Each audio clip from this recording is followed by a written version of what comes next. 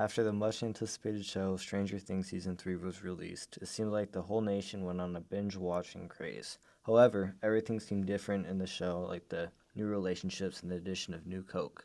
But today we will be talking about how there is one thing that didn't seem to change, and that's Will Byers. Hi, I'm Andrei, and I was noticing that with time, everyone changes. And I'm here to investigate the fact that Will seems like the only character to not change from the transition from middle school to high school in Season 3, and if that's such a bad thing. In Season 3, Episode 3, he rips up a picture of him and his friends and destroys his fort with a bat because he realizes everyone is changing except him. So today I'll be talking with Audrey, a junior from Chandler Prep, and Andrea, a senior from Metropolitan Arts Institute, because they both have seen Stranger Things. So, does Will change throughout Season 3? And if not, do you think it's due to puberty and him not being liked by girls? Does he change throughout Season 3? Do you think he changes throughout Season 3? I think he does by the end, because he kind of has to confront the fact that everyone else is changing, like how they're moving. So even like the physical change, he kind of has to change his mental state too by the end, even though in the beginning he was like still stuck on D&D. Right. Yeah. I didn't really notice this while I was actively watching Season 3, but I feel like in retrospect, Will's character was pretty stagnant. I feel like he didn't change much, and I didn't really notice any big changes in his character.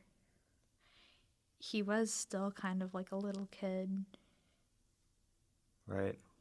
According to healthychildren.org, 95% of boys aged 9 to 14 have experienced puberty.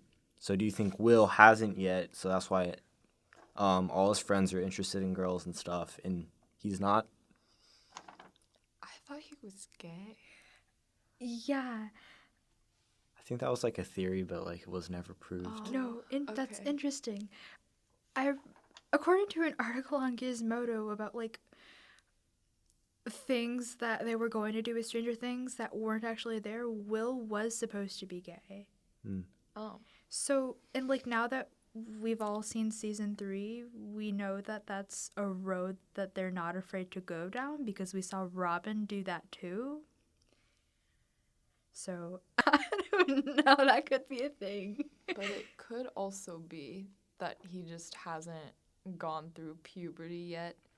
All right, well, I think we've done enough Stranger Things. So, have you guys had any changes in your personal life? Any stories that you would like to share? Yeah.